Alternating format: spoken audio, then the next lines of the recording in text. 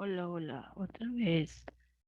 Bueno, aquí vamos ahora con una lectura diferente. El arte de la guerra se llama.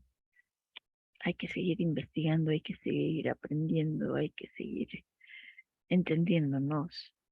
Entonces, lo comparto y lo vamos a leer. Entonces, cierro mi pantalla, mi cámara, no mi pantalla. Comparto pantalla. Aquí dice Biblioteca Virtual Universal. Entran ustedes a Google, escriben el arte de la guerra y lo encuentran. Sun Tzu. Sun Tzu. 2003. Reservados todos los derechos. Permitido el uso sin fines comerciales. Totalmente de acuerdo. Por cierto, hace muchos años fui asesora pedagógica de Macmillan Editores con los textos de inglés para la enseñanza del inglés, el aprendizaje del inglés. Y ahí les decíamos y aprendí de esa editorial que a los maestros se nos permitía fotocopiar, reproducir el material siempre y cuando fuera con fines didácticos. Y eso lo aprendí muy bien. Por eso, con mucha libertad, veo los libros y los comparto. Me enriquezco de otra manera. Sin embargo, sí es sin fines de, comerciales, como dice aquí, sin fines comerciales. Sí, con fines de crecimiento interno, interior y con fines de enriquecernos de otra manera. Sun Tzu, El arte de la guerra. El arte de la guerra es el mejor libro de estrategia de todos los tiempos. Inspiró a Napoleón, Maquiavelo, Mao Zedong y muchas más figuras históricas. Este libro de 500.000 años de antigüedad, 2.500 años de antigüedad, es uno de los más importantes textos clásicos chinos, en el que, a pesar del tiempo transcurrido, ninguna de sus máximas ha quedado anticuada, ni hay un solo consejo que hoy no sea útil.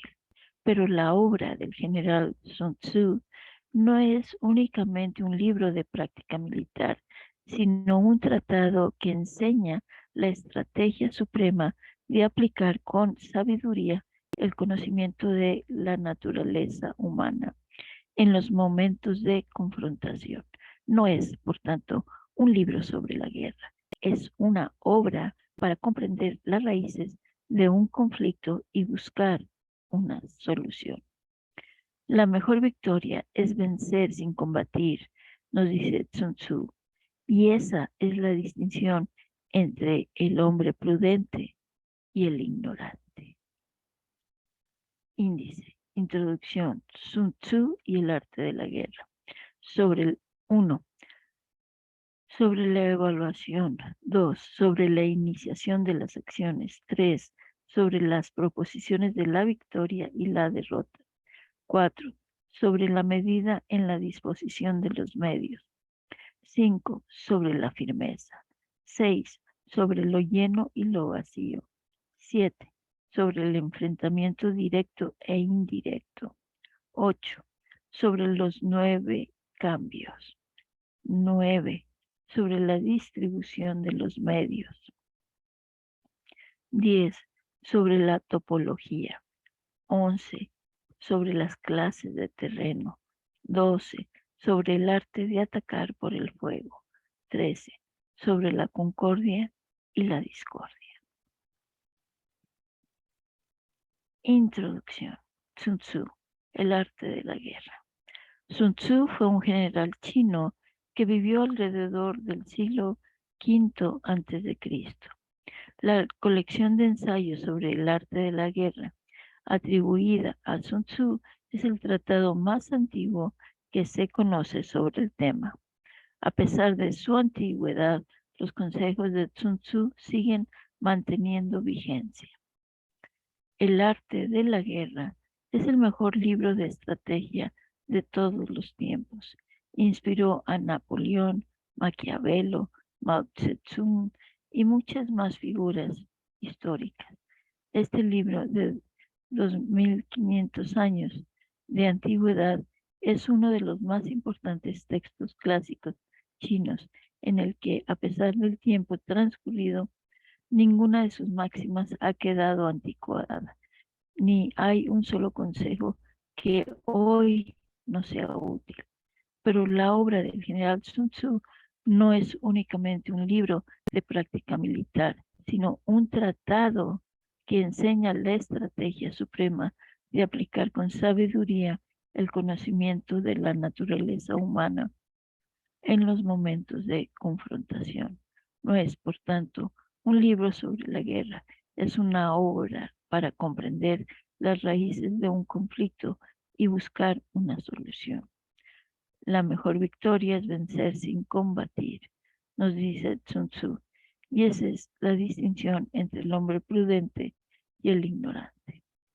La obra de Sun Tzu llegó por primera vez a Europa en el periodo anterior a la Revolución Francesa, en forma de una breve traducción realizada por el sacerdote jesuita J. J. M. Amiot. En las diversas traducciones que se han hecho desde entonces, se nombra ocasionalmente al autor como Sun Wu o Sun Tzu. El núcleo de la filosofía de Sun Tzu sobre la guerra descansa en estos dos principios. Todo el arte de la guerra se basa en el engaño. El supremo arte de la guerra es someter al enemigo sin luchar. Las ideas de Sun Tzu se extendieron por el resto de Asia hasta llegar a Japón. Los japoneses adoptaron rápidamente estas enseñanzas y posiblemente añadieron algunas de su propia cosecha. Hay constancia de que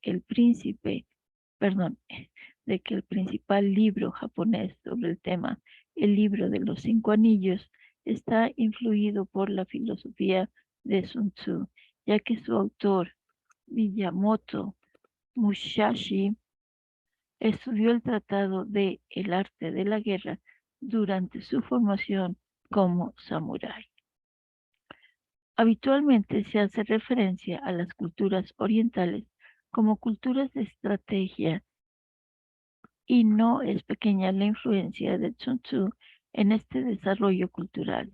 Hoy en día, la filosofía del arte de la guerra ha ido más allá de los límites estrictamente militares, aplicándose a los negocios, los deportes, la diplomacia e incluso el comportamiento personal.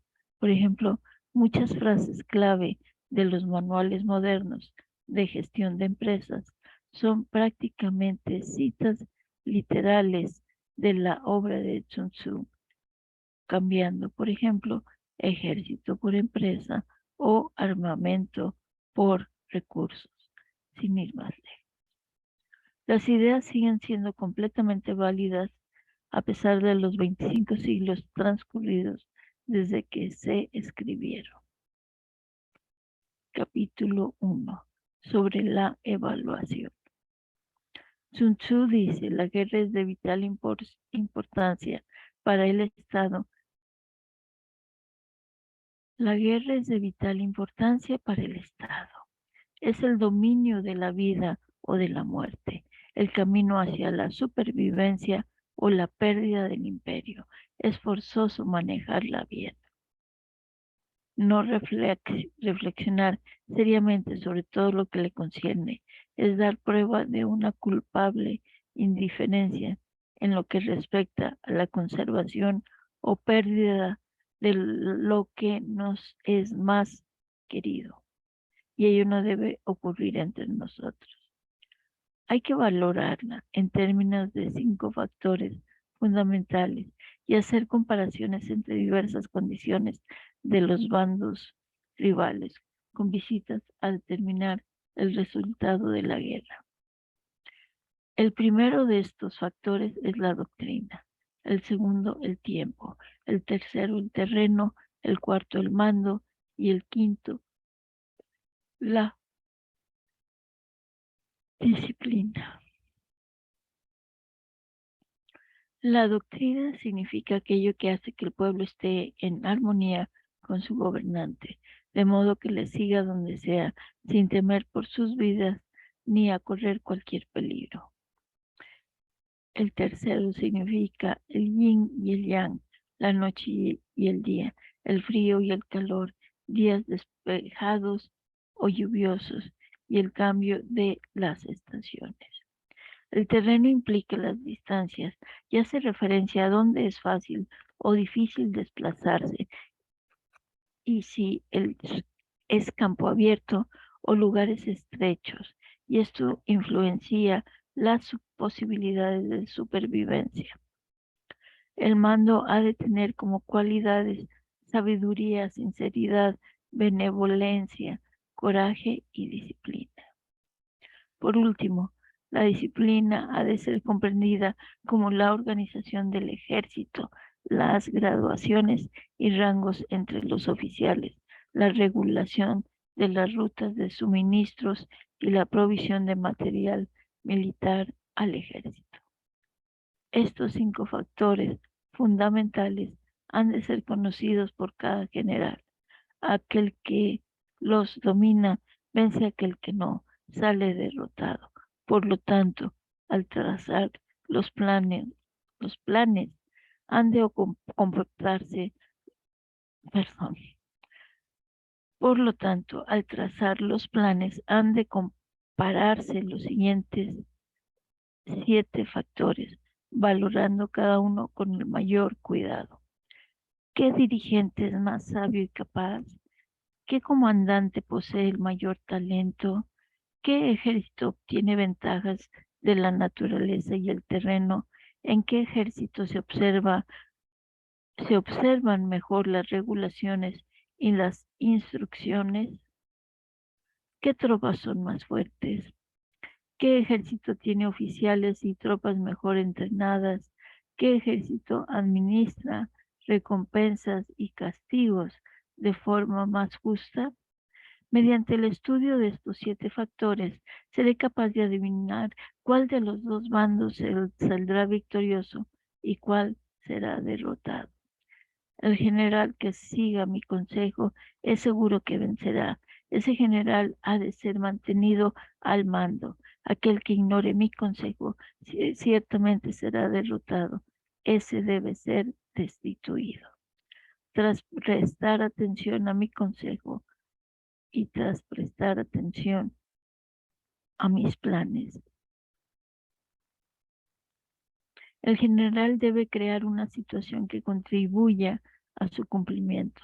Por situación quiere decir que debe tomar en consideración la situación del campo y actuar de acuerdo con lo que le es ventajoso.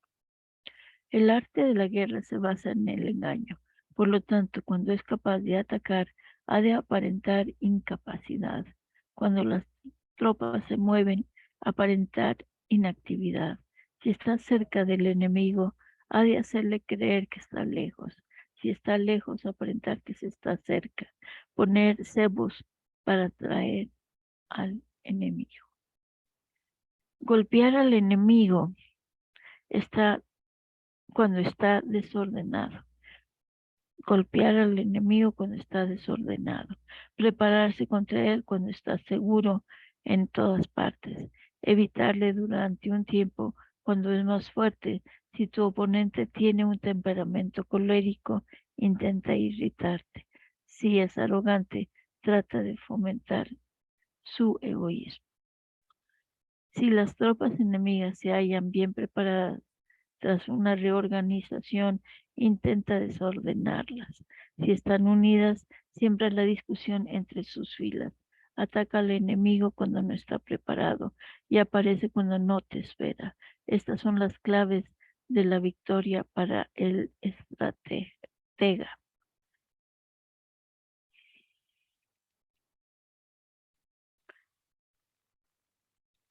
Ahora, si las estimaciones realizadas antes de la batalla indican victoria, es porque los cálculos cuidadosamente realizados muestran que tus condiciones son más favorables que las condiciones del enemigo. Si intentan derrotar, si indican derrota, es porque muestran que las condiciones favorables para la batalla son menores. Con una evaluación cuidadosa, uno puede vencer. Sin ella no puede. Muchas menos oportunidades de victoria tendrá aquel que no realiza cálculos en absoluto. Gracias a este método se puede examinar la situación y el resultado aparece claramente. Aquí detengo, porque ya me estoy quedando dormida. Hay que calentar motores.